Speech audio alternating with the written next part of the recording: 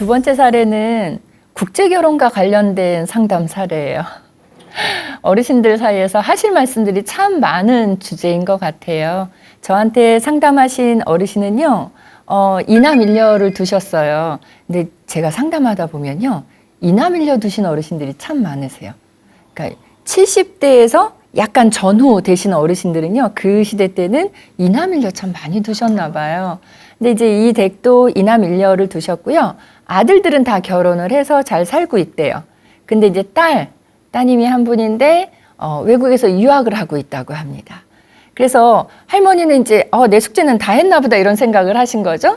둘은 결혼했고 한 명은 유학하니까 뭐 유학 정도 시켜놨으면 알아서 이제 결혼하고 잘 살겠지 이렇게 생각을 하신 거예요.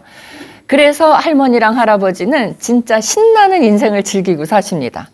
매일 아침에 일어나시면 밥 한 숟갈 드시고 복지관 가시는 거예요. 복지관 가서 할머니는 노래교실 다니시고요. 이게 몸으로 움직이는 폴카도 배우시고요. 그리고 그 노래교실이나 폴카 이런 취미 활동만 하시는 게 아니고 1층에 복지관에 가보시면 안내 데스크 있잖아요. 거기서 안내해주는 자원봉사도 하신대요. 그러니까 할머니 참 알차게 잘 지내시는 것 같고 할아버지는 뭐 하시나 봤더니 서예도 배우시고요. 바둑 두시는 것도 하시고 그렇게 어르신들이 이렇게 지내시는 거예요. 근데 이제 복지관에 대해서 조금 궁금하실 거예요. 요새 코로나 그렇게 심한데도 복지관 다녀요? 이렇게 생각하시는데 예전하고는 모습이 사뭇 달라지긴 했습니다. 예전에는요, 복지관에서 어떤 그 프로그램, 노래교실이 됐든 뭐가 됐든 하면은요, 막 이렇게 꽉 차서 했어요. 박수 소리도 우렁차고 했는데 요즘은 안 되잖아요. 그래서 읊조리듯이 하고요. 그리고 뭐 공부 배우는 그 강좌도요, 소그룹 형태로 해요. 예전에 40명이 했다 그러면 지금은 10명씩 나누어서 분반을 해서 그렇게 교육을 하고 있습니다. 그래도 어르신들이 복지관에 못 나가시던 때가 있었잖아요. 코로나 처음 초창기 때는. 그때에 비하면 지금 상당히 즐겁다고 그렇게 말씀을 하세요. 그래서 이 어르신 두 분은 정말 활기차게 노년기를 잘 지내시는 것 같아요. 근데 어느 날 이제 딸하고 자주 연락을 하는데 딸이 필리핀에서 공부하고 있는데 그러더래요. 엄마, 나 결혼할 사람이 생겼어요. 그러니까 할머니는 너무 좋았던 거예요. 진짜 숙제 다 했구나, 나는 이제. 이제 걱정할 거 없다라고 생각했는데 딸이 그 다음에 한 말이 근데 엄마 한국 사람 아닌데? 그러더래요. 그래서 할머니가 한국 사람 아니면 누군데? 그랬더니 나 여기 필리핀서 공부하잖아. 그러니까 필리핀 남자예요. 이렇게 얘기를 하니까 할머니 마음에는 이게 할머니 표현이 이러세요. 청천벽력입니다. 이렇게 얘기를 하셨어요. 그래서 할머니가 그때부터 이제 즐거운 인생은 접고 불안하기 시작하셨어요. 그래서 할머니가 뭐라고 얘기했냐면 내가 그동안 이렇게 유학까지 보내서 공부를 많이 시키려고 노력했던 게 이게 아무 의미가 없구나. 그러면서 할머니가 선생님 우리 집은요 뭐 이렇게 크게 내세울 거는 없지만 그래도 옛날부터 이렇게 전통도 있고 가풍도 있고 이런 게 있는 그런 집안이었거든요. 근데 이 딸이 이렇게 외국 남자랑 결혼을 한다고 하니까 이거 조상들 볼 낯도 없고 이거 큰일 났습니다. 그래서 할머니가 딸한테 뭐라 그랬냐면 공부고 뭐고 지금 그게 중요한 게 아니다. 당장 들어와라. 그리고 너 지금 나한테 했던 말 이거 나 못 들은 거다. 우리 그냥 없었던 일로 하자. 그냥 이거 딱 뒤로 돌리자. 이렇게 얘기를 하고 그리고 너 아버지한테도 입도 뻥끗하지 마. 그냥 없는 일로 그냥 넘길 거야. 이렇게 얘기를 했다고 해요. 근데 문제는 딸이 안 들어오고 있는 거죠. 할머니는 그렇게 얘기했지만 딸은 지금 포기를 못 하는 거예요. 그래서 할머니가 딸은 안 답답하고 할머니가 지금 답답하잖아요. 그러니까 할머니가 매일매일 전화를 하시는 거예요. 빨리 들어와라. 언제 들어올 거니? 그래도 딸은 묵묵부답이라고 얘기를 합니다. 그래서 할머니가 너무 마음이 졸이셔서 저희 센터에 상담을 하신 거예요. 선생님 어떻게 해야 돼요? 큰일 났습니다. 할머니 입장에서는 큰일 나신 거예요. 근데 상담을 받는 제 입장에서는 속으로는 할머니 그렇게 큰일 난 거는 아닌 것 같아요. 왜냐하면 그 사람이 어떤 사람인지 모르죠. 할머니가 알고 있는 그 사람은요. 단지 국적이 외국인이라는 거 그거 하나만 알지 어떤 사람이라는 얘기 안에는 성격은 이렇고 가족관계는 이렇고 되게 많은 게 있는데 그중에 하나만 지금 알고 계시는데 그것 때문에 충격을 받으신 거거든요. 그래서 제 생각에는 얘기를 조금 더 들어보시는 게 좋지 않았을까 하는 그런 생각을 가져봤어요. 어르신들 이렇게 자식이 결혼을 안 해도 걱정이지만 결혼을 한다고 해도 어떤 사람하고 결혼하느냐에 따라서 상당히 생각이 다양해지시는 것 같아요.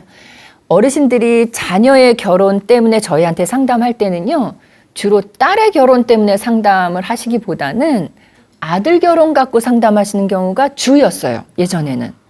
왜냐하면 딸은 결혼하면 사위잖아요.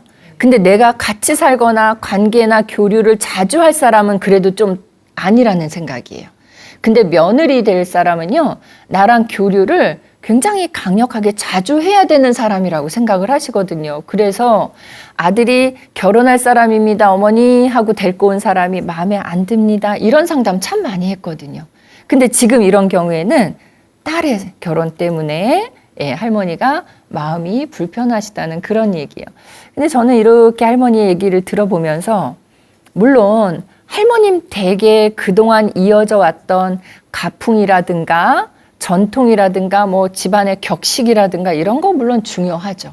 중요한데 딸이 지금 필리핀에서 생활을 5년 이상 했거든요. 그러면 그 오랜 기간 동안 만나왔던 사람이라고 하면 어떤 사람인지 한 번은 좀 제대로 들어봤어야 되지 않을까. 그냥 할머니가 일단 이런 자에 딱 이야기를 중단시킨 그 시점이 뭐냐면 국적이 다릅니다 해서 일단 끊어버렸어요. 근데 저는 그 부분은 사실 제가 노인 상담을 해드리기 때문에 주로는 이게 좀 편파적인데 노인 편에 쓰거든요. 근데 지금 이 상담에서는 편파적으로 해도 노인, 이 어르신 편에 서드리기가 조금 어려웠어요.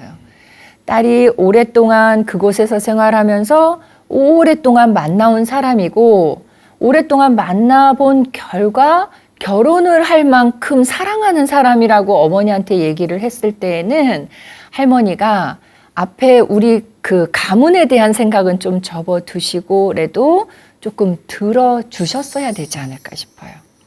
어떤 사람인지, 성격은 어떤지, 또 내 딸과 이 사위될 사람의 조화성은 어느 정도가 이루어질 수 있는지 정말 어머니로서 딸은 당사자기 때문에 사실 잘 못 보는 부분들이 있을 수 있잖아요. 우리 어른들이 옛날에 그런 말 하네. 눈에 뭐가 씌인다고.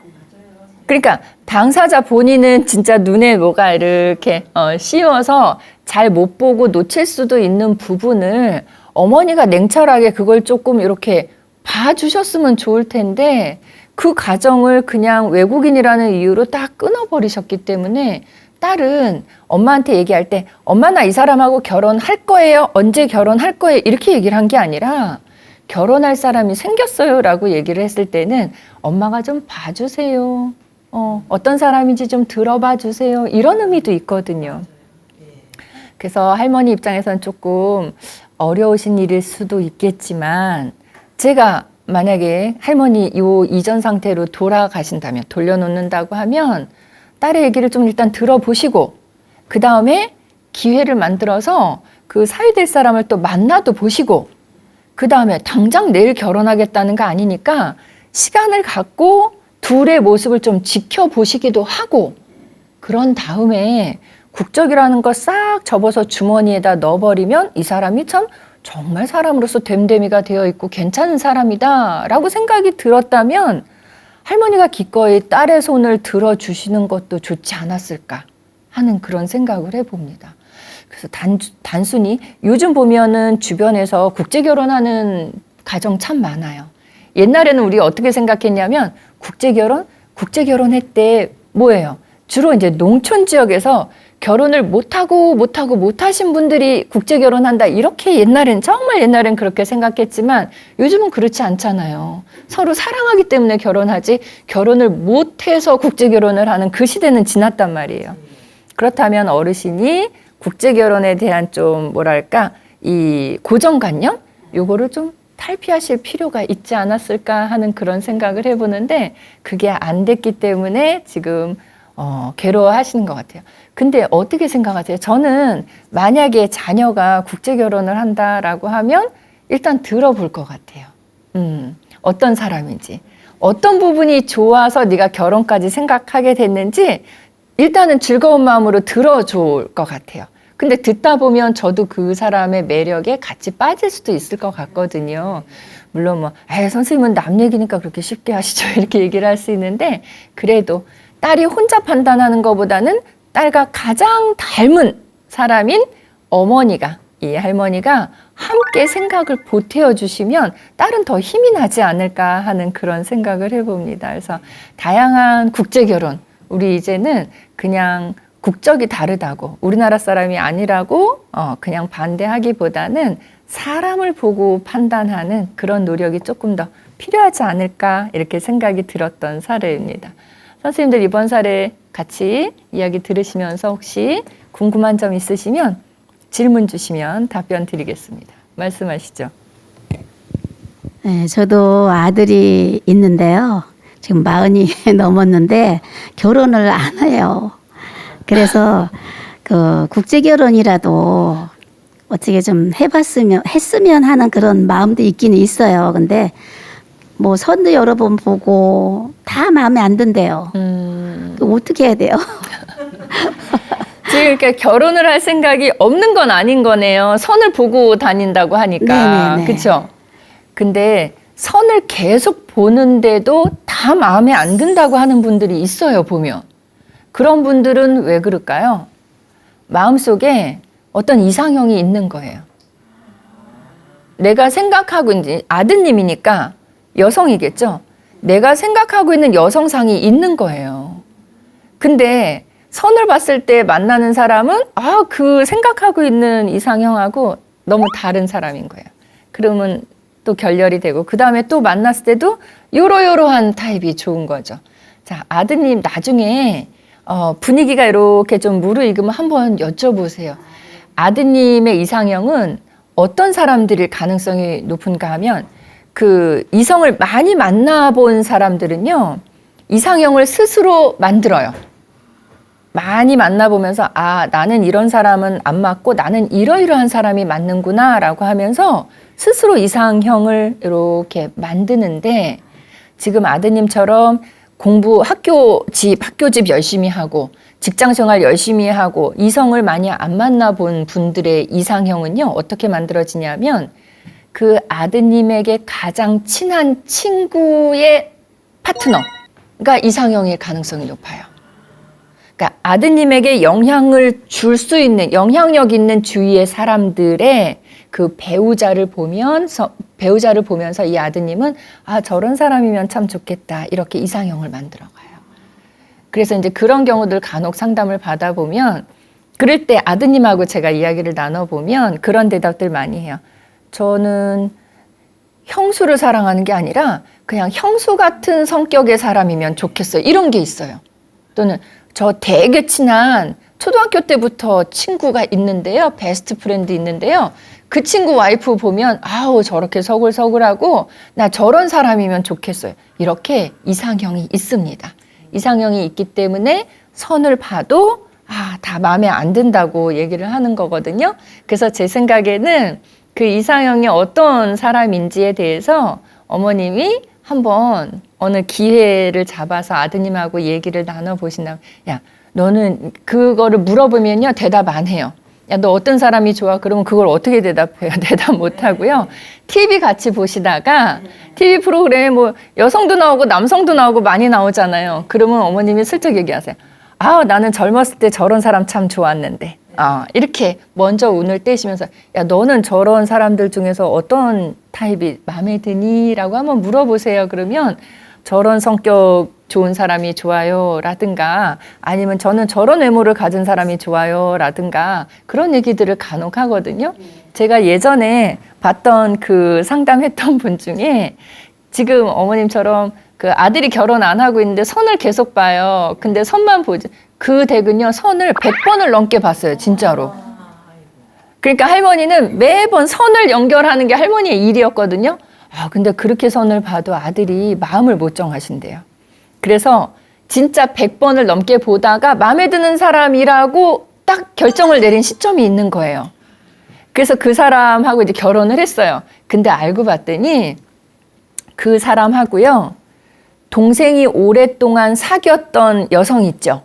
그 사람하고 타입이 너무 비슷하더래요. 그러니까 이 제가 상담받았던 어르신 댁은 어르신도 그렇고 아들들도 그렇고 키가 좀 작아요. 그 댁이. 근데 이 동생이 사귀던 여성이 키가 크고 마른 체형이었대요. 근데 이 아들은 결혼을 못하고 뭐 직장 생활만 열심히 하고 결혼을 못하고 지내긴 했지만 늘 우리 집에 놀러 오는 남동생의 이 친구를 보면서 아, 저런 외모가 그냥 자연스럽게 익숙해진 거예요. 나도 모르게.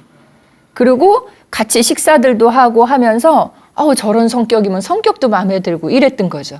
그래서 나중에 100번 넘게 선보다가 아들이 결국 고른 여성이 어떤 여성이냐면 키 크고 마른 여성이더래요. 그래서 그 댁은 결혼한 다음에 가족 모임 같은 거 있어서 가족 모임이나 행사 같은 거 있어서 아들 며느리 이렇게 대동하고 같이 나가잖아요. 그러면 주위 사람들이 그런 얘기 참 많이 한대요. 며느리들이 어쩜 이렇게 자매 같아 이런 얘기 많이 한대요. 그러니까 아마도 어머니 너무 걱정 안 하셔도 돼요. 결혼 안 하려고 다 마음에 안 든다고 하는 거 아닌 것 같고요. 아마 마음속에 나는 이러이러한 사람하고 결혼하고 싶다라는 본인이 생각이 자리 잡고 있는 것 같아요. 결혼에 대한 어머님이 걱정을 하셔야 되는 건 어떤 게 걱정하셔야 되냐면 우리 아들은 선도 안 보려고 해요. 그럼 걱정이에요. 왜냐하면 어머님은 결혼을 했으면 좋겠는데 아들은 결혼할 마음이 없기 때문에 그건 걱정인데 지금 상담하신 거는 결혼은 하고 싶은 의지가 있으니까 선은 보는 거고요. 또 선을 계속 보는 이유는 내 마음에 드는 사람을 찾을 때까지 지금 보고 있는 거니까 너무 절망적으로 생각하지 마시고 희망적으로 생각하셔도 될 것 같아요. 저는 이 사례 어르신한테 그런 말씀 드렸어요. 딸의 국제결혼 때문에 지금 상심이 크시잖아요. 어머니 제가 상담 오래 받아보니까 어르신들 사이에서 말씀하시는데 제가 그대로 전달해드리면 국제결혼 요새 그렇게 흠 아니랍니다. 흠이 아니기만 한 게 아니라 어떤 어르신들은 국제결혼하는 것도 좋아하시기도 하신답니다. 그러니까 어머니 너무 국제라는 단어에 너무 그렇게 강조점 두지 마시고 딸이 만나고 있는 사람에 대해서 다음번에는 한번 물어봐 주세요. 아마 지금 딸이 어머님의 전화를 잘 안 받고 있는 이유도 그때 어머님이 그렇게 딱 이야기를 차단해 버려서 마음이 상해서 어머니한테 더 이상 얘기를 안 꺼내려고 하시는 것 같거든요. 그러니까 이번에는 어머님이 먼저 전화를 하셔서 좀 따뜻하게 물어봐 주세요. 그리고 잘못한 부분이 있으면 그냥 어른이어도 내가 그때는 좀 잘못했다. 미안하다. 내가 좀 충분히 들었어야 되는데 그게 부족했네. 얘기 다시 한번 해봐봐. 어떤 사람인지 들어보자. 라고 어머니가 이번엔 먼저 손 내미시면 좋지 않을까 싶습니다. 라고 말씀을 드렸어요. 그 얘기를 들으시니까 어머님이 마음이 조금 가벼워지시는 것 같아요. 그래서 어머니가 마음이 가벼워지셔야 아버님도 설득하실 수 있어요. 어머님이 중간에서 역할을 잘 해주셔야 아버님하고 딸 사이에서도 결혼 관련해서 갈등이 없을 수 있으니까 어머니가 중간 역할 잘 해주시고요. 이제부터는 딸 결혼 때문에 끙끙 고민하시기보다는 아까 말씀하셨던 것처럼 복지관에 열심히 다니시면서 프로그램 이용하시면 좋을 것 같아요. 이렇게 말씀드렸거든요. 그러면서 이제 어르신하고 복지관 프로그램에 대해서 길게 얘기를 나눴는데요. 복지관 프로그램 중에서 인기 1위가 혹시 뭔지 아시겠어요? 복지관 다니는 어르신들이 좋아하시는 프로그램 이런 것들이에요. 이제 시대를 달리하면서 인기 1위가 변화가 되고 있는데요. 예전엔 노래교실이 1위였고요. 그 다음에 우리 왜 스포츠 댄스 그거 인기 1위였어요. 어마어마하게 인기 1위였고요. 그거 지나고 나서는 실용성으로 들어가더라고요. 인기 1위가. 그래서 컴퓨터 교실이 인기 1위더라고요. 그래서 어르신들이 컴퓨터를 배우기 시작했어요. 근데 그게 요즘 코로나 시대 때는 아주 유용하게 쓰이는 거죠. 컴퓨터를 배우셨다는 건 인터넷 활용하는 것도 배우셨을 테니까 요즘을 위해서 미리 정말 성견지명을 갖고 잘 배우신 것 같아요. 근데 컴퓨터 교실은요, 배우고자 하는 분들이 워낙 대기자가 많아서요. 추첨을 해서 뽑았어요. 다음번에 개강하기 전에. 근데 우리 강의 같은 거는 뭐 신청자 우리 20명만 받습니다 해도 이렇게 의자 갖다 놓고 껴앉아서 들으실 수 있지만 컴퓨터는 그게 안 되는 게 컴퓨터 한 대당 한 분씩 앉아서 익히면서 배워야 되니까 소수정예 반이어서 그래서 대기자가 더 많았던 것 같아요. 그래서 컴퓨터 반이 또 인기였고요. 그 다음에 인기 1인 게 우리 저기 요즘 많이 쓰는 휴대폰 사용법이 또 인기 1위였고요. 그 다음에 뭐였냐면 어르신이 조금 즐기는 쪽으로 가시면서 그 디지털 카메라, 요만한 쬐끄만 거 있죠. 디카를 가지고 요만한 손바닥만한 거 갖고 다니면서 사진 찍으시는 거. 그거를 복지관에서 이론 교육을 해주고요. 요 분들이 같이 한강 같은 데 나가서 사진을 찍어요. 같이. 그러면 야유의 기분도 나잖아요. 사진 찍으면 그게 끝이 아니라 찍은 걸 갖고 와서 복지관에서 이렇게 스크린에다 띄워놓고 선생님이 요 사진은 요 부분이 잘 됐고 요 부분은 좀 부족하고 다음에는 이렇게 찍으세요. 이렇게 또 일러주세요. 그래서 이제 그런 프로그램들이 인기 1위였습니다. 그래서 저는 이 지금 어르신들 복지관 늘 다니시는데 할머니는 이용하시는 프로그램에 문제가 없다고 생각이 들어요. 왜냐하면 폴카도 하시고요. 몸 움직이는 것도 하고 자원봉사도 하고 또 배우는 학습도 하시니까 골고루가 돼 있어요.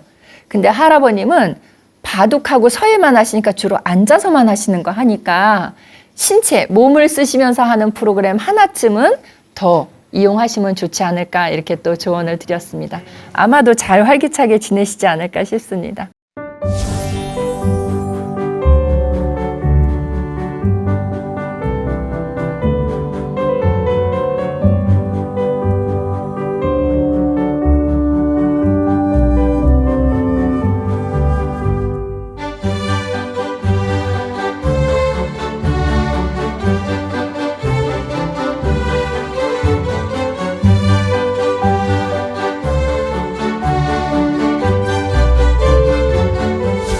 오늘 이렇게 그 두 편의 사례들을 통해서 자식들과 관련된 또 자식의 결혼, 이혼과 관련된 이야기를 나눠봤는데요. 이 이야기를 들으면서 저는 어떤 생각이 들었냐면 부모님들이 자식 결혼시킨 이후에도 과연 부모의 역할을 언제까지 이거를 해야지 정답일까? 이거에 대한 고민은 끊임없이 있지 않을까 하는 그런 생각도 해봤고요. 또 하나는 이제는 그 결혼관이라는 게 예전과는 참 달라진 것 같아요. 결혼하는 모습들도 다양해진 것 같아서 어르신들 입장에서는 결혼하는 모습에 대해서 우리가 옛날에 했던 결혼 방식만 옳은 것이다 이렇게 생각하시기보다는 좀 다양성 차원에서 인정하고 존중하고 조금 이제는 받아들이려는 그런 노력을 좀 하셔야 되지 않을까. 우리 어르신들이 품으셔야 될 부분들이 더 늘어난 게 아닌가 이런 생각도 해봤습니다. 오늘 저희가 준비해온 사례는 여기까지예요. 함께 해주셔서 감사드리고요. 다음 주에 또 다른 사례 준비해서 찾아뵙겠습니다. 감사합니다.